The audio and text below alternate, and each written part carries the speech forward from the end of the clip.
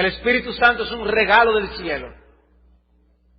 El Espíritu Santo es un regalo del cielo que hay que pedir. Y nosotros debemos tener en nuestro corazón tanta estima por el Espíritu como Dios quiere que nosotros tengamos según su palabra. La enseñanza bíblica acerca del Espíritu Santo es abundante. ¿Y por qué abunda esta enseñanza en las Escrituras? ¿Qué quiere Dios que conozcamos acerca del Espíritu? Y para personalizar la pregunta, quizás deba decirlo, ¿qué significa el Espíritu Santo para ti? ¿Qué significa el Espíritu Santo para ti como individuo? ¿Qué significa el Espíritu Santo para ustedes como familia? ¿Qué significa el Espíritu Santo para nosotros como iglesia?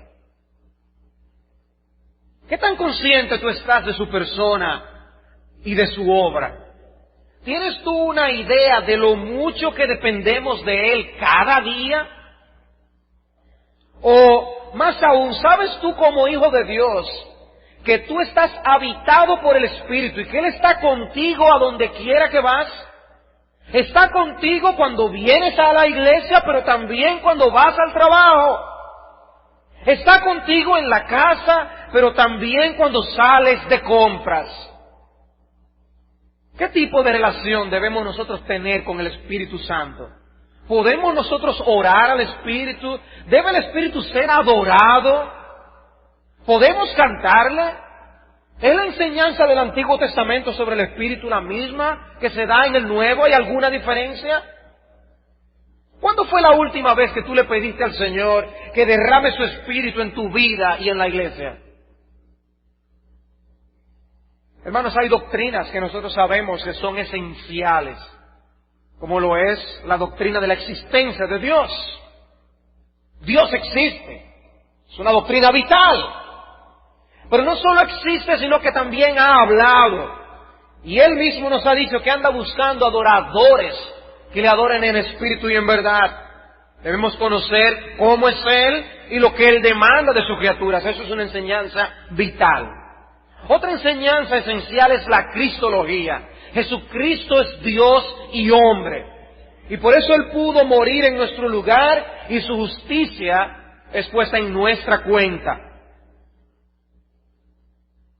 Dice Martin Lloyd-Jones, cito aquí: todos estaríamos de acuerdo en que desestimar o pasar por alto la doctrina del Padre sería terrible. Todos estaríamos de acuerdo en que también es terrible pasar por alto la doctrina y la verdad concernientes al Hijo Eterno. ¿Nos percatamos siempre de que es igualmente pecaminoso desestimar o pasar por alto la doctrina del Espíritu Santo? ¿Lo enseña la Biblia también? Es nuestro Dios, un Dios trino. Dios Padre, Dios Hijo, Dios Espíritu Santo. La doctrina del Espíritu también es esencial. Su existencia es vital. Su obra es imprescindible. Es glorioso, majestuoso. Toda ocasión en que tú has podido ver tu pecado, arrepentirte de tus pecados, allí hubo una obra del Espíritu de Dios.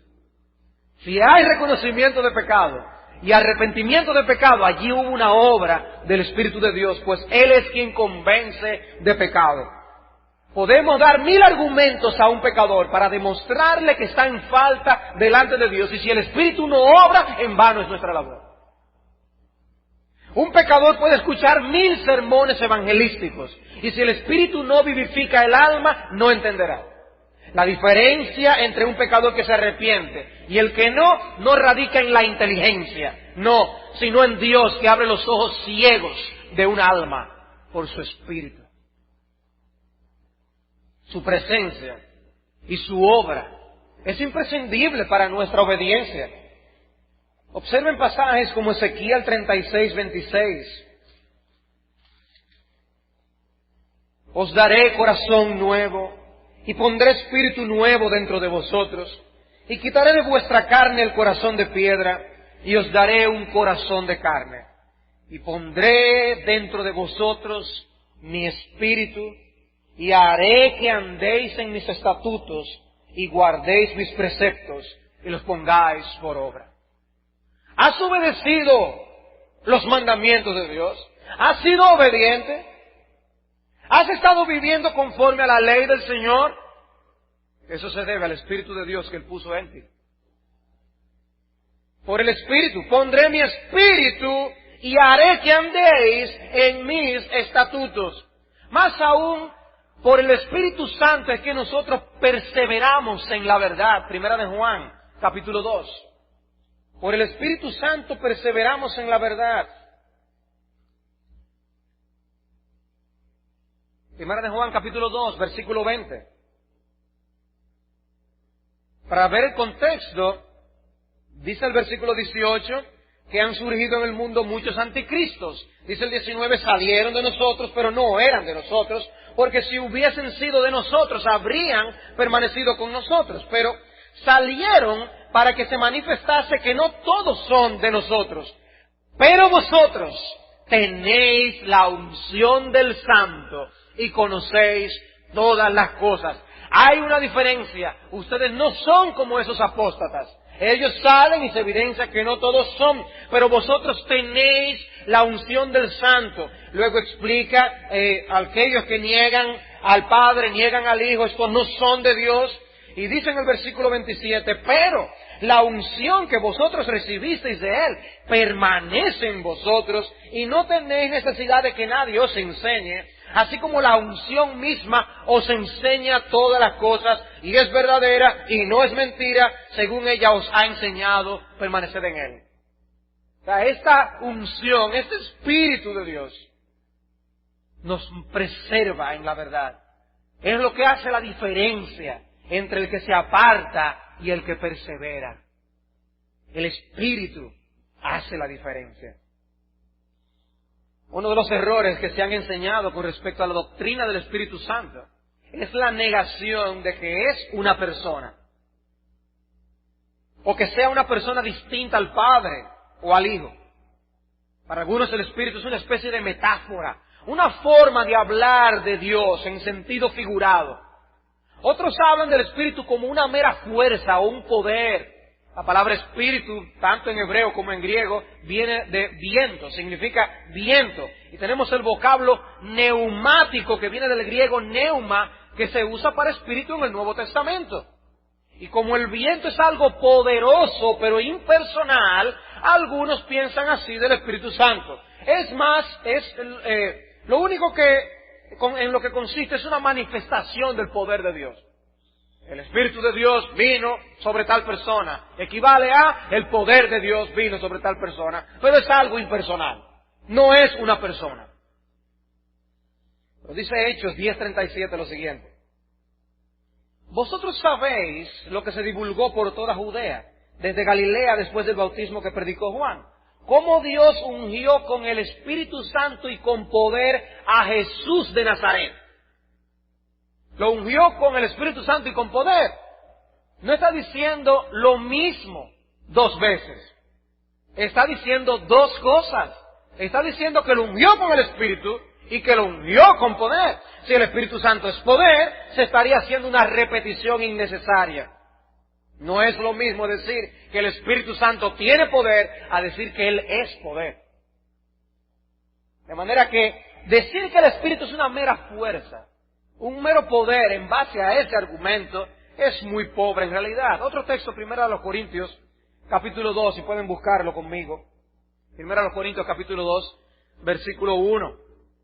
Pablo habla de la predicación del Evangelio y dice allí que cuando fui a vosotros para anunciaros el testimonio de Dios, no fui con excelencia de palabras o de sabiduría, pues me propuse no saber entre vosotros cosa alguna, sino a Jesucristo y a este crucificado. Y estuve entre vosotros con debilidad y mucho temor y temblor.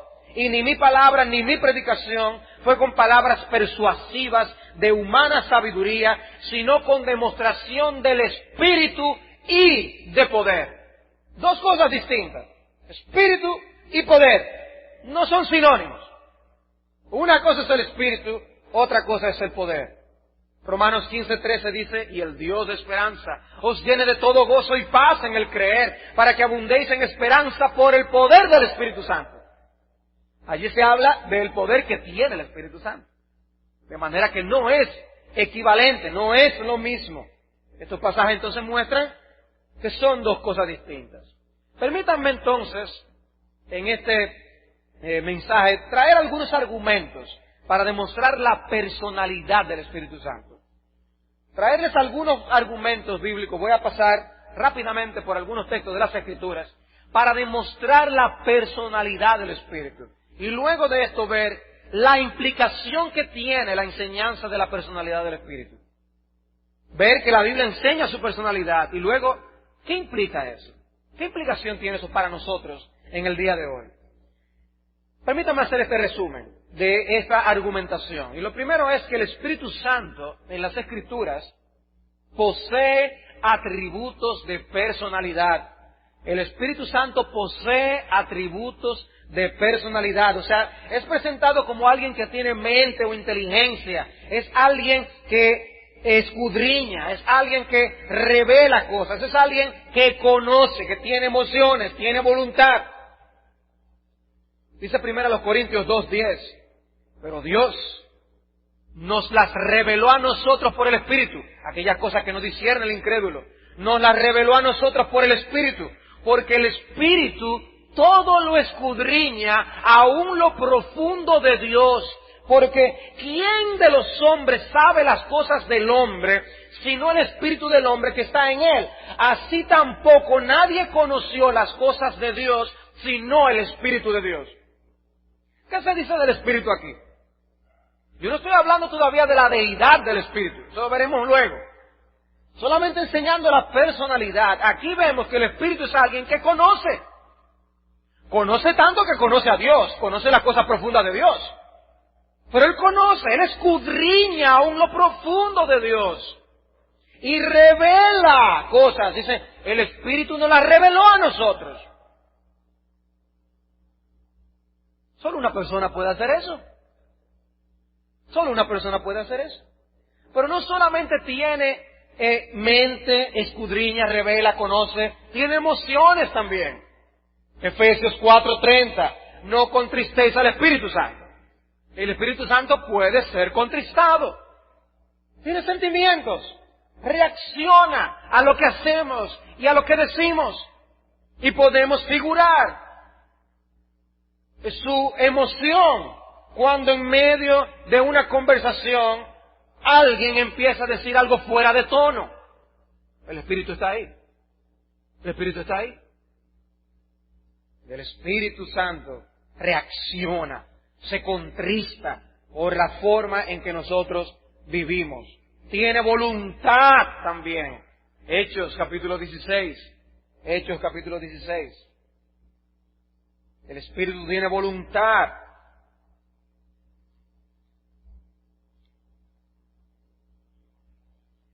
Dice en el versículo 6, y atravesando Frigia y la provincia de Galacia, les fue prohibido por el Espíritu Santo hablar la palabra en Asia. Prohíbe cosas. Les fue prohibido por el Espíritu. Y cuando llegaron a Misia, intentaron ir a Bitinia, pero el Espíritu no se lo permitió. Una cosa prohíbe cosas. No pega. Y pasando junto a Misia, descendieron a Troas. Y se le mostró a Pablo una visión de noche. Un varón macedonio estaba en pie rogándole y diciendo, pasa a Macedonia y ayúdanos. Cuando vio la visión, enseguida procuramos partir para Macedonia, dando por cierto que Dios nos llamaba para que les anunciásemos el Evangelio. Zarpando pues de Troas, vinimos con rumbo directo a Samotracia y al día siguiente a Neápolis. ¿Qué hace el Espíritu Santo? El Espíritu Santo le dice, no, yo no quiero que vayan a este lugar, vayan a este otro. Y los guía y los dirige. Tiene voluntad. Tiene voluntad. En ese sentido, hermanos, vamos a ver cómo eso tiene que afectar nuestra consideración de lo que hacemos y dejamos de hacer.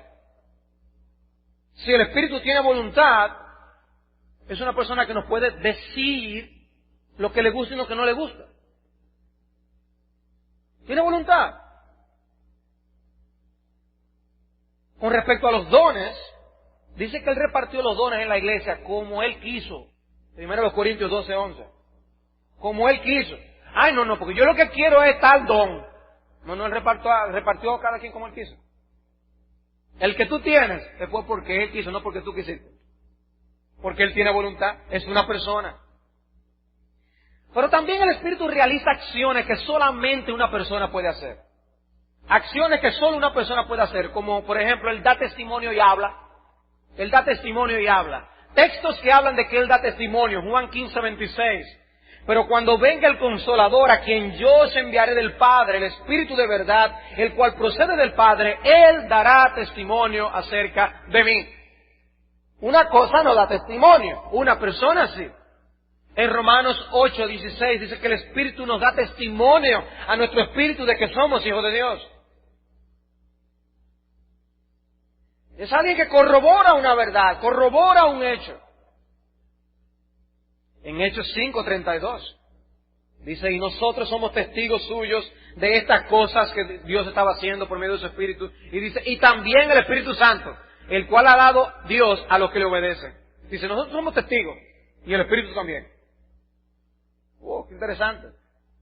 Dice, de la misma forma que nosotros somos testigos de estas cosas, el Espíritu Santo también lo es. ¡Qué interesante! Y no era un asunto de ellos únicamente, sino dice, pero cuando os Marcos 13:11, pero cuando os trajeren para entregaros, no os preocupéis por lo que habéis de decir, ni lo que penséis, sino lo que os fuere dado en aquella hora. Eso hablad, porque no sois vosotros los que habláis, sino el Espíritu Santo. No sois vosotros los que habláis, sino el Espíritu Santo. Y en Hechos 21:11, quien viniendo a vernos tomó el cinto de Pablo, ¿recuerdan el caso del profeta? Y atándose los pies y las manos dijo, eso dice el Espíritu Santo, así atarán los judíos en Jerusalén al varón de quien es este cinto. Aquí sí dijo ¿quién? El Espíritu Santo. El Espíritu Santo habla. El Espíritu Santo dice. ¿Saben lo que dice 1 Timoteo capítulo 4, versículo 1? Dice, pero el Espíritu dice claramente que en los postreros tiempos algunos apostatarán de la fe. El Espíritu es que lo dice. El Espíritu habla. Solo una persona puede hacerlo. Y cuando uno va al libro de Apocalipsis y lee cada una de las cartas que Cristo dirige a las iglesias, es interesante que en cada una de estas cartas dice, el que tenga oídos, oiga lo que el Espíritu dice a las iglesias. El Espíritu habla a las iglesias. El Espíritu comunica a las iglesias. Y a cada una de estas iglesias estaba dando un mensaje. Un mensaje de Cristo, un mensaje del Espíritu. Y una iglesia viva, hermanos, es aquella que escucha la voz del Espíritu de Dios. La iglesia muerta es la que se desentiende de lo que el Espíritu nos comunica a nosotros. El que tenga oídos, que oiga. Es un llamado a todos. Si todos prestamos atención al mensaje del Espíritu Santo, es como si estuviéramos muertos. Es como si no tuviéramos oído. Dios nos guarde de ser nosotros una iglesia que prestemos oídos sordos a la voz del Espíritu de Dios. Fue Simeón, el personaje bíblico al que se le dijo, se le había revelado por el Espíritu que él no vería muerte antes de ver al ungido del Señor. El Espíritu le habló a él, le reveló algo. Y en 1 Corintios 2:10 dice, como leíamos anteriormente, que Dios nos reveló cosas a nosotros que no revela al incrédulo. Dios nos las reveló a nosotros por el Espíritu. Esos no eran los apóstoles. Nos revela en el alma cosas que el incrédulo no puede ver de cerca de Dios y de su verdad, por medio de su evangelio, por medio de su palabra. Un atributo, una energía no puede hablar. El mero poder no puede hablar. Pero también el Espíritu intercede. Solamente una persona puede interceder. Dice Pablo en Romanos 8:26 que el Espíritu intercede por nosotros con gemidos indecibles.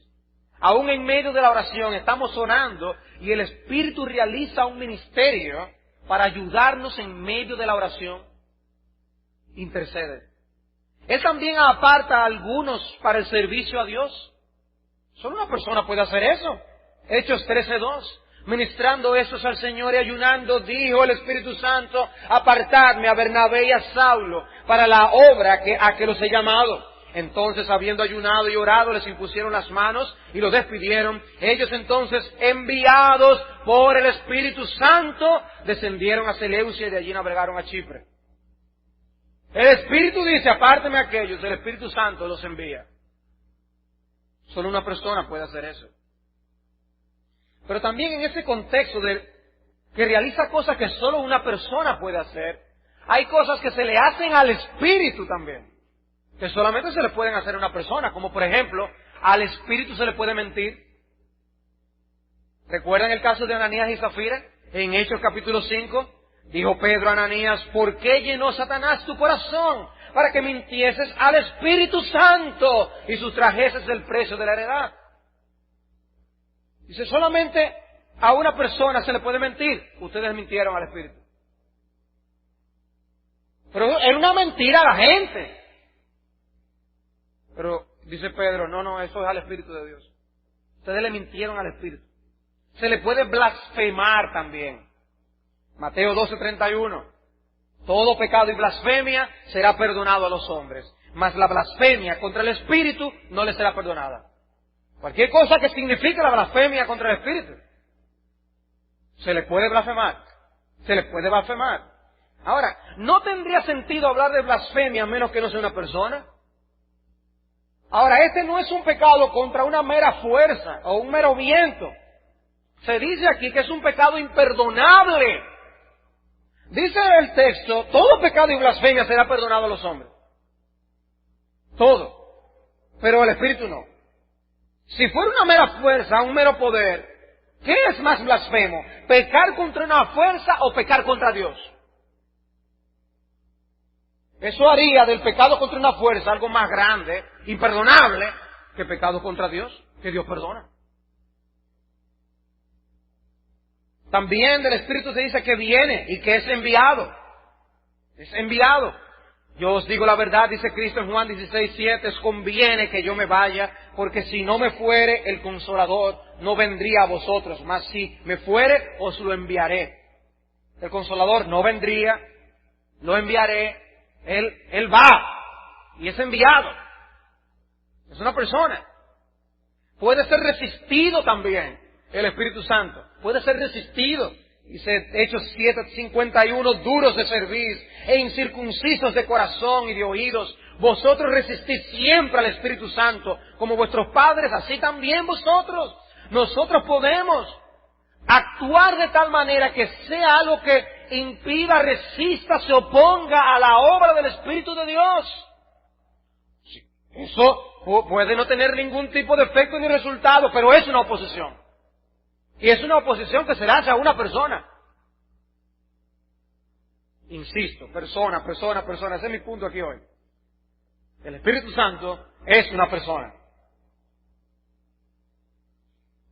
Y en este argumento también, el Espíritu se relaciona con otras personas.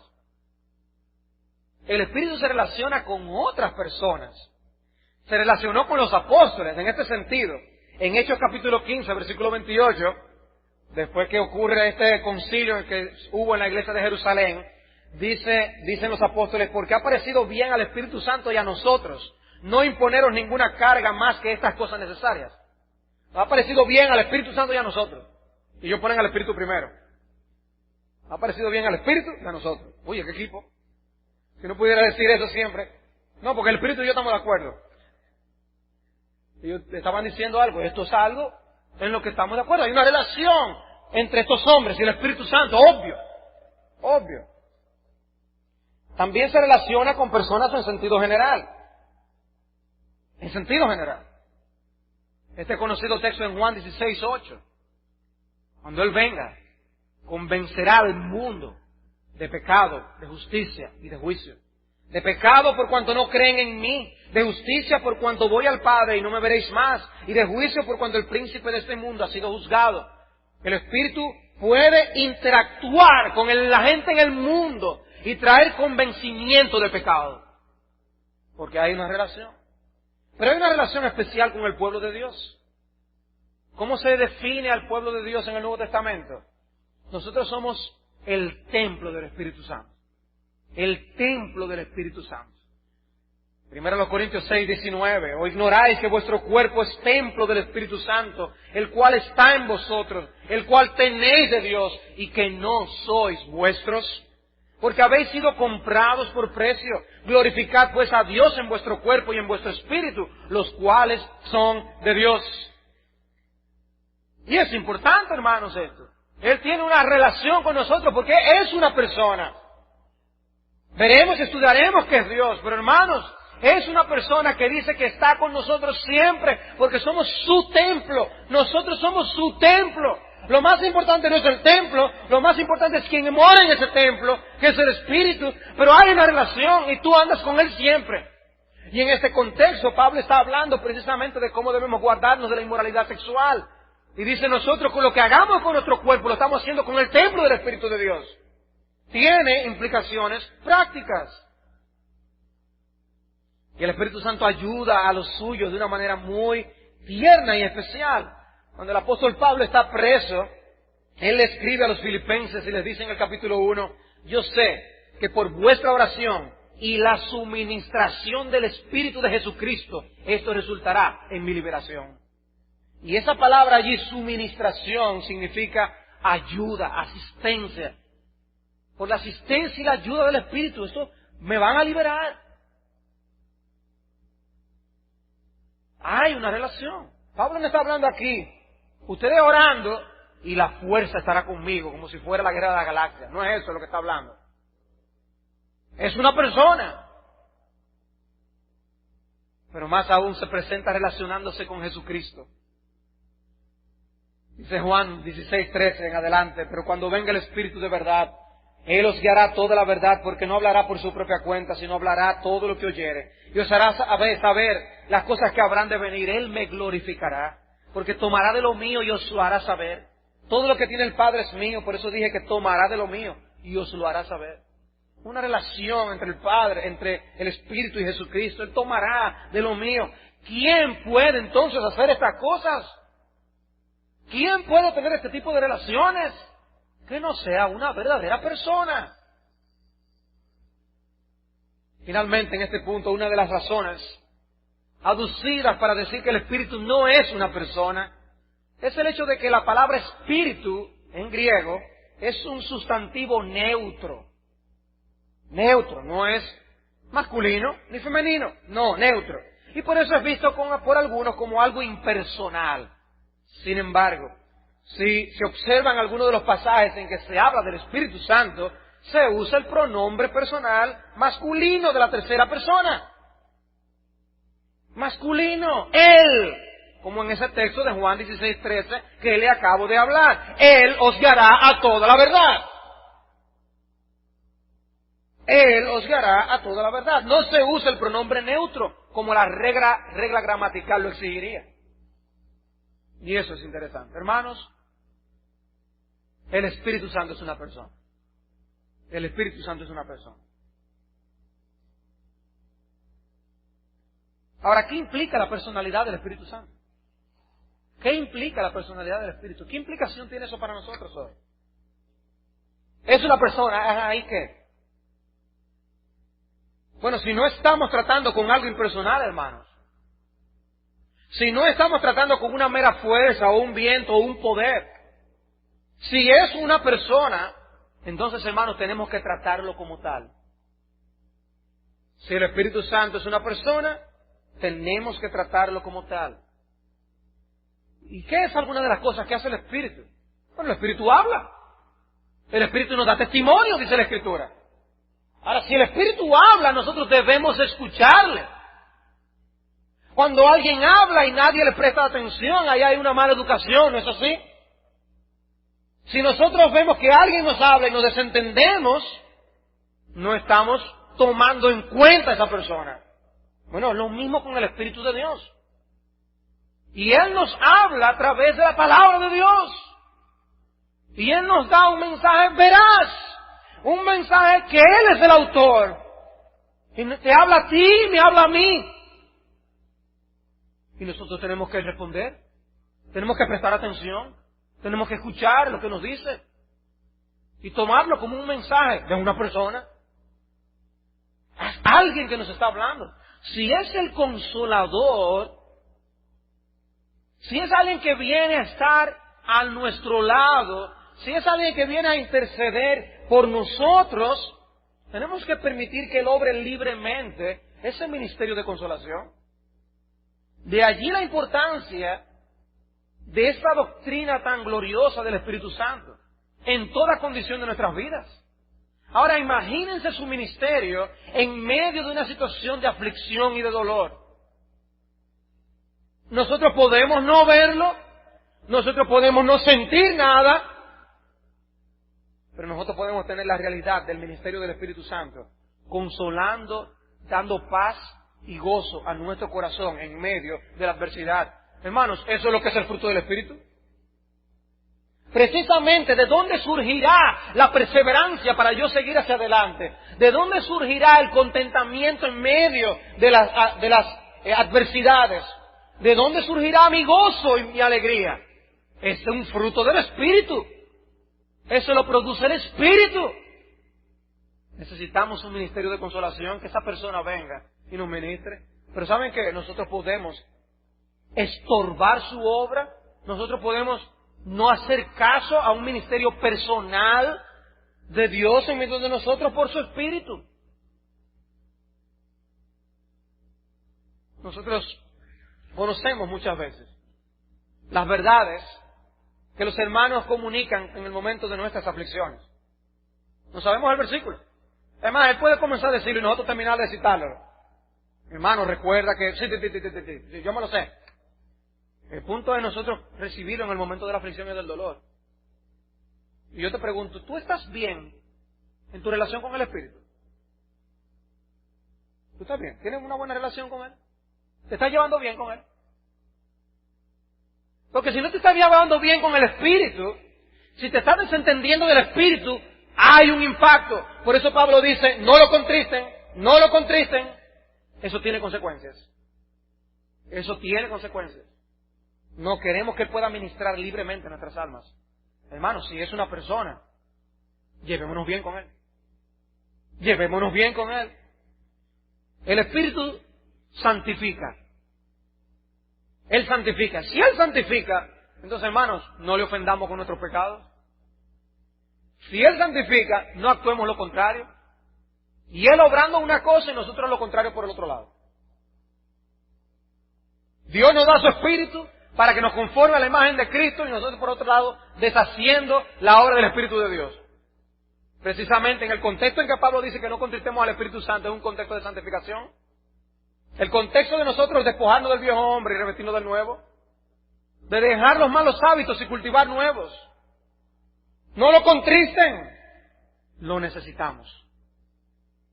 Sin su obra, sin su ministerio en nuestras vidas, no cultivaremos las gracias espirituales que necesitamos. No creceremos espiritualmente. Cualquier crecimiento que tengas, se los debes al Espíritu de Dios. Si el Espíritu nos dio la palabra de Dios, entonces debemos suplicarle a Él su iluminación para entenderla y aplicarla. Y eso es uno de los temas que la Biblia trata con respecto al Espíritu, su iluminación. Cómo Él obra en nuestras mentes, iluminándonos para entender. ¿Qué es lo que hace la diferencia entre que una persona entienda algo y que no lo entienda? ¿La inteligencia nada más? No. Resulta que puede haber una persona más inteligente que otra y no lo ve, porque es algo fruto de la iluminación del Espíritu de Dios. Y tiene voluntad. Tiene voluntad el Espíritu. ¿Y qué implica eso, pastor? O que Él puede querer que tú lo veas y el otro no. Porque es su voluntad. Es una persona. No una máquina. No es una garantía que vamos a abrir las Escrituras y la vamos a entender. Por eso hoy abrimos un pasaje de la Escritura y nos deja iguales. Pero lo abrimos mañana y de repente se clava en nuestro corazón. ¿Cuál es la diferencia? El ministerio de iluminación del Espíritu Santo. Hermanos, si Él ilumina nuestro entendimiento, pídele que te ayude. Pídele que te ayude. Si Él es el maestro de nuestras almas, ruégale que Él es una persona. Suplícale que te abra el entendimiento. Abre mis ojos y miraré las maravillas de tu ley. En otras palabras, no me lo abres y no lo voy a ver. No lo voy a ver. Sucede como en esas cosas que nos dicen, y tú buscaste en tal sitio. Yo busqué, pero yo no lo veo. Está ahí, pero yo no lo veo. Así mismo en las Escrituras. Los tesoros y los diamantes están ahí. No lo veo. Y uno oye un predicador que saca cosas de un pasaje y dice, wow, yo no había visto eso. Hermanos, el que leamos las Escrituras no garantiza que recibamos su mensaje. Hermanos, hay tesoros en la Escritura. Como bien decía nuestro hermano Félix, presentando la clase de hermenéutica el miércoles pasado. Hay diamantes allí que hay que cavar para conseguir. Pero en el proceso de cavar, sin la iluminación del Espíritu, no hay nada. No hay nada, hermanos. Un predicador puede aquí, mire, desaforrarse y hablar como un ángel. Y si el Espíritu no obra en tu corazón, tú vienes y te vas idéntico. Porque el Espíritu tiene que hacer la diferencia. Hermanos, tenemos que suplicar el ministerio del Espíritu en medio de nosotros. Y preguntarnos, acostumbrarnos a preguntarnos, ¿por qué no te amo más, Señor? ¿Por qué no crezco más? ¿Por qué no me dedico más a ti? ¿Por qué tantas trabas en mi corazón? ¿Por qué me da tanta lucha negarme a mí mismo? ¿Por qué tan poco sacrificio personal? ¿Por qué tan poco amor hacia los demás? Señor, por favor, ten misericordia de mí. Envía tu Santo Espíritu. El Espíritu hace la diferencia. Hermanos, tenemos que rendirnos al ministerio del Espíritu Santo, que es una persona. No podemos contristarlo. No podemos actuar en contra de Él. No podemos ignorarlo y no sufrir las consecuencias. No podemos. Hermanos, no estudiar la doctrina del Espíritu Santo, no clamar por asistencia y la ayuda del Espíritu Santo, ¿saben lo que es? Pura arrogancia. Pura arrogancia. Predicar sin suplicar la ayuda del Espíritu Santo es arrogancia. Escuchar la palabra sin suplicar la ayuda del Espíritu Santo es arrogancia. Leer la palabra de Dios sin suplicar la ayuda y la iluminación del Espíritu es arrogancia. Hermanos, pretender vivir sin depender del Espíritu es arrogancia. Vivir sin el Espíritu es arrogancia. El hecho de que el Espíritu Santo es una persona tiene grandes implicaciones. Y ni siquiera hemos estado considerando, hermanos, el hecho de que el Espíritu es Dios. Es sencillamente por el hecho de que Él es una persona.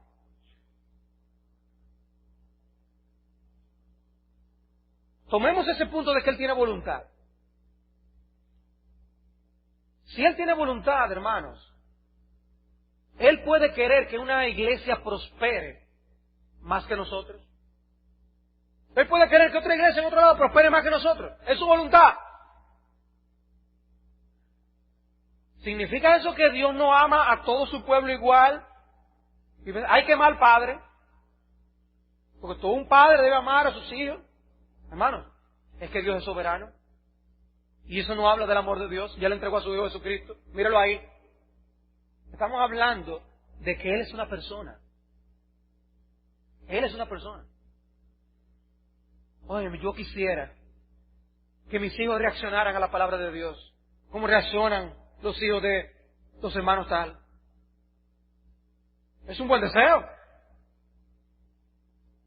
Pero el Espíritu es una persona. Ruégale a Dios que envíe el ministerio de su Espíritu a sus hijos, a tus hijos, y haga la misma obra. Pero si Él quiere, porque no depende ni del que quiere ni del que corre, sino de Dios que tiene misericordia. Es una persona. Y qué bueno que podemos suplicarle que actúe, que responda a nuestras oraciones. Si queremos que el Espíritu dé vida a los pecadores, Tenemos que clamar que Dios produzca convicción de pecado, abra los ojos para ver las realidades del cielo y del infierno, que les haga ver que no hay escapatoria del juicio, a no ser por medio de Jesucristo, y que les muestre la bendita suficiencia del Salvador para redimir y perdonar. Mi amado joven, si tú no ves la hermosura de Jesucristo para salvar tu alma, no lo puedes ver porque el Espíritu no te ha abierto tus ojos, pero debes suplicarle a Él que abra tus ojos. Necesitas ver la hermosura de Jesús, de que Él puede perdonar todos y cada uno de tus pecados. Cuando Él no actúa así, todo es muerte y todo es ceguera. Hermanos, si el Espíritu es una persona, podemos tener comunión con Él. Podemos tener comunión con Él. Nuestra relación con Él puede mejorar o puede empeorar. Así como nosotros tenemos relación con una persona y esa amistad puede estrecharse o puede sencillamente alejarse, distanciarse, nuestra relación con Dios es así, y la relación de manera específica con el Espíritu puede ser así. Por eso Dios habla de acercarnos a Él. ¿Cómo está tu relación con el Espíritu ahora y tu dependencia del Espíritu de Dios ahora? ¿Estás tú cultivando una relación con el Espíritu de Dios? Es una persona, podemos ser motivo de gozo y de alegría para ella. Si es una persona, puede ser agradada o desagradada. Y cuando nos muestra algo por las Escrituras, debemos procurar obedecer con alegría, aunque sea contrario a nuestros deseos. Y aquí entra la dinámica en la santificación, de cómo el Espíritu tiene deseos y nosotros podemos tener otros deseos en la carne. ¿Qué dice Pablo en Gálatas capítulo 5? Dice en versículo 16, andad en el Espíritu y no satisfagáis los deseos de la carne, porque el deseo de la carne es contra el Espíritu, y el del Espíritu contra la carne, y estos se oponen entre sí para que no hagáis lo que quisierais. Y tenemos que rendir nuestros deseos, los deseos de la carne, a los deseos del Espíritu de Dios. Andad en el Espíritu. Tenemos que aprender a andar en el Espíritu.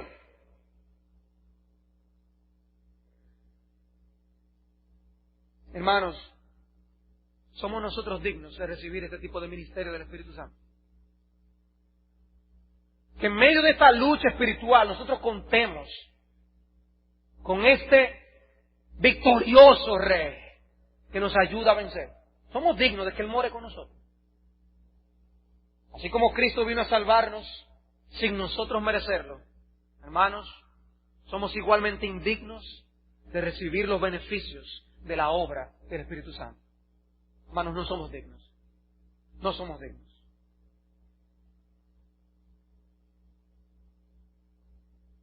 Por eso me gustan las palabras de Edwin Palmer en su libro sobre el Espíritu Santo. Cuán agradecidos debemos estar de que el Espíritu Santo sea una persona. Cuán agradecidos debemos estar de que el Espíritu sea una persona.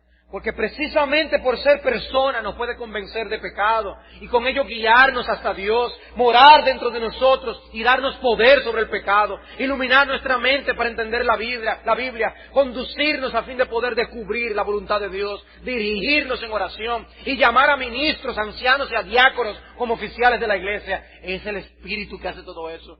Cuán agradecidos debemos estar al Espíritu Santo por toda su obra.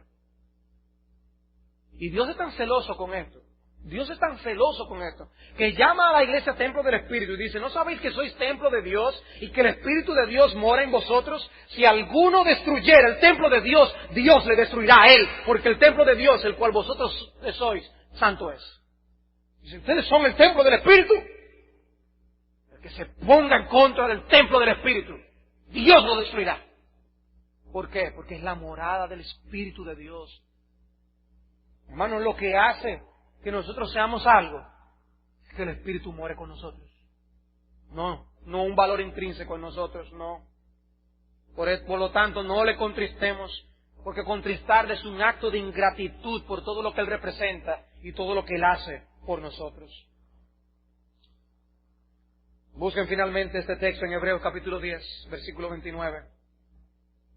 Hebreos capítulo 10, versículo 29.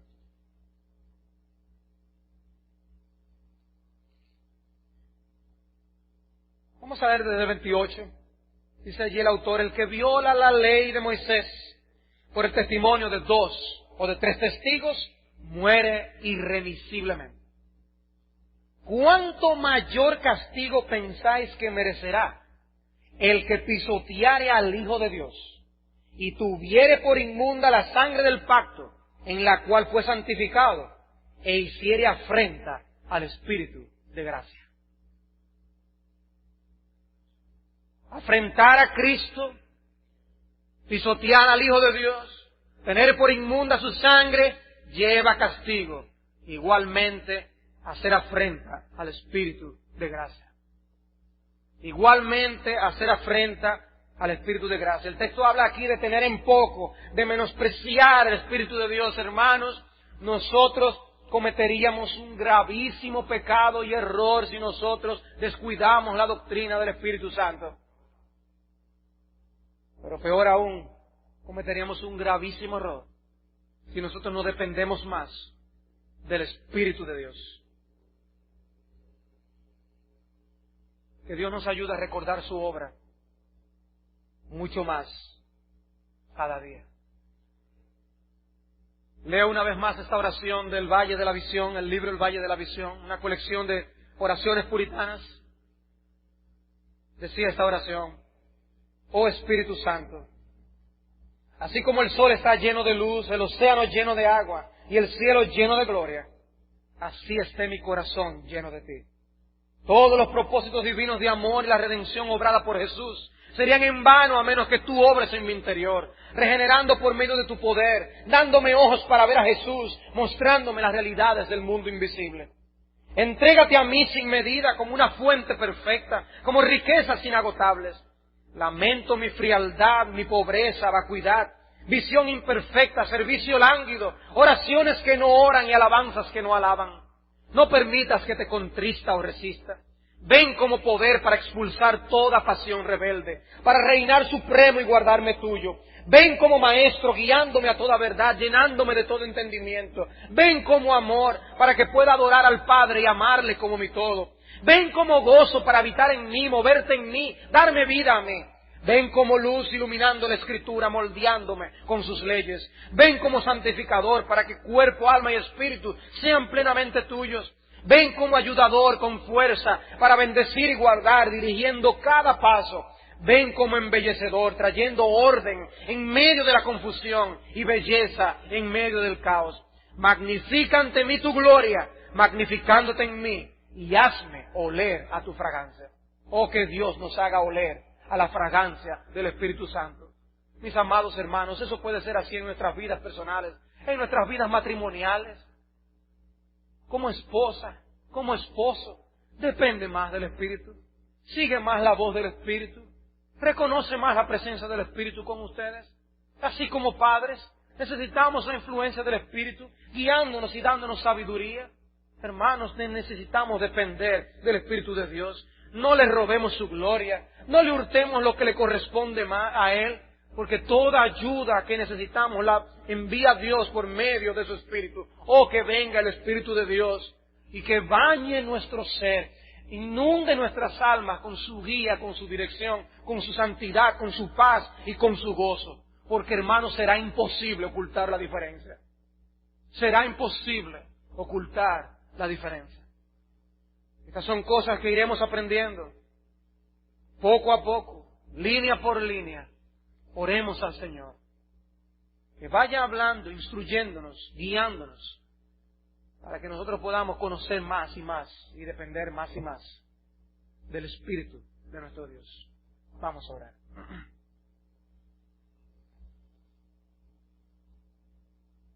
Amado Señor y Dios nuestro, te damos gracias por tu Espíritu. Te damos gracias, Señor, por el Consolador.